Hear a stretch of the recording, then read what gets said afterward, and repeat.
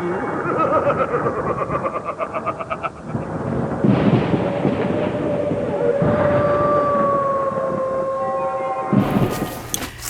I say hi?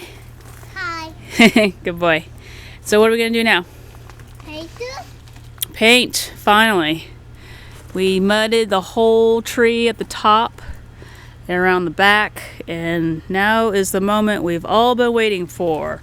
Paint the tree. Paint the tree. We get to add some color. Finally, we have a huge 5-gallon bucket of paint, and you're probably thinking I'm crazy, but guess what? I got that for $1 at a garage sale. It was white, and then we took it down to Home Depot, and we wanted it black, but the paint actually wasn't a base, so they added some pigment to it, and it didn't end up turning black, but it ended up turning a dark gray, which actually will work perfectly because we're going to paint the whole thing gray, we've decided, and then we're going to do a black wash over it to give some highlights. And then Ronan wants to add what? Purple and green and some other highlights. Orange too? Okay, we can do that. So we're gonna get going. Here's the back of it. And yep, we're gonna start painting, so stay tuned. Before we start painting, I forgot. It dried really nicely. It's got a bunch of cracks in it, but that's fine. That's kind of what I was going for, actually. I wanted a texture, and it has a bunch of ridges and bumps. Let me take it to the front. And it looks really cool. Looks like bark. Let me get you a little closer here. And I love the gnarled teeth. The gnarled teeth look really cool. But yeah, this just gooped all over the place when we mudded it. And I really like it because it looks like bark. Once we start adding color, I think it's gonna look really cool. So I just wanted to give you guys a look before we start painting it, because once we start painting it, it's gonna look different. Was that? No, really spooky. It does spooky, yeah, absolutely. Okay, you ready to paint? It has their own toes on. Oh, I know, the spiders are moving in. I know, they keep wanting to claim it. They think it's a real tree. Yeah, same thing goes for our corn stalks. We're making more corn stalks, and the spiders have pretty much are jumping from our real tree here in the backyard over to our corn stalks. So that's super funny. The kids love seeing the real cobwebs all over the stuff. All right, so let's get painting, and we will check in a little bit. It's doing a great job. You want to help now? Okay. Carefully take your brush. Don't knock that thing over. Good boy. Okay, remember, take a little bit. Remember, scrape it, Ronan. Scrape it on the edge. Scrape it. Scrape it. Well, he's learning. I want you to show him how. Scrape it on the edge. Show me. Show me how it's done so he can learn too. There you go. There you go. Good job, kids. I'm gonna make this whole thing gray. Yeah, that was our windfall with the paint. So they didn't charge me anything to add the pigment to the 5-gallon white paint.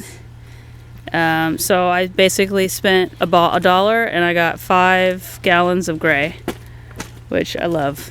I love cheap.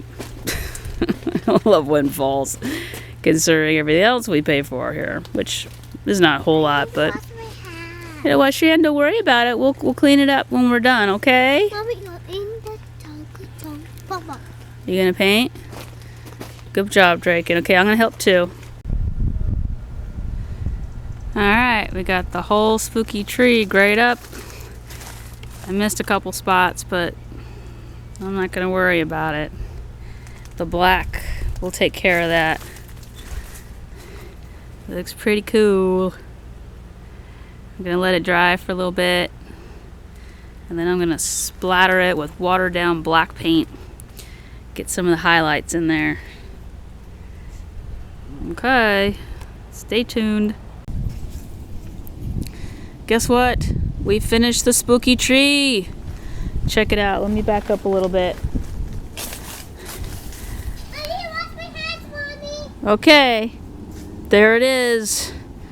It's all done. I just, with Ronan's help, I just watered down some black paint and we brushed it all over the outside, starting with the back, because I wasn't sure how it was going to look.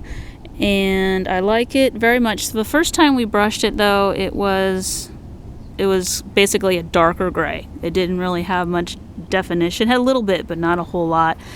So then I'd finished the whole thing, and Ronan did the bottom and the roots.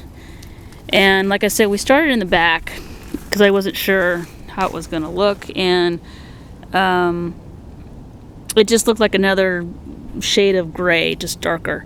So then I finished it all up, and it had some definition, but not enough that to my liking. So I had a little bit of the watered down paint left, and then I made it darker. Basically, I added more black paint.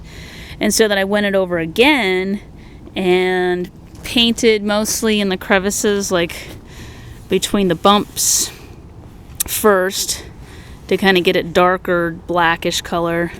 And then almost did like a dry brush technique. So when it was really wet, I brushed it in between to get the dark shade color, and then brushed it on the bumps for a dry brush kind of effect technique, and then it gave me a little more definition. So you have the lighter gray on the top and the darker gray in between.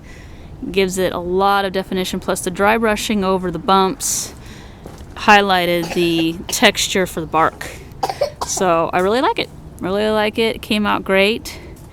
And it's pretty much dry already. It's a lot cooler today, so I didn't think it was going to dry so fast, but it did. I think it's actually pretty much dry. So yeah, it's good. Hard as a rock, yep. And so it's done. I love it.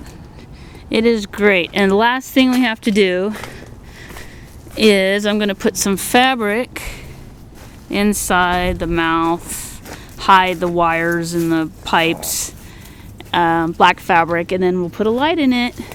And then I was thinking we need something more. We need like a crow or a spooky owl or something up on the branch. I think that would be really cool. Another thing with some kind of light. But for all intents and purposes, it is done.